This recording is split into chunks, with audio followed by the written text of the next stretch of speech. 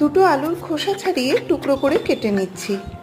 একটা বড় বাঁধাকপির অর্ধেকটা ছোট টুকরো করে কেটে নিলাম। একগুচ্ছ পেঁয়াজ পাতার সাদা অংশ আর সবুজ অংশ আলাদাভাবে কুচিয়ে রাখছি।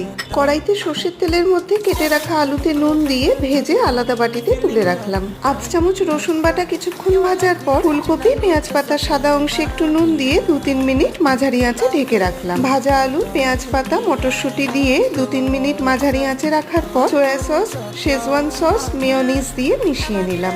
পুর তৈরি হয়ে গেছে।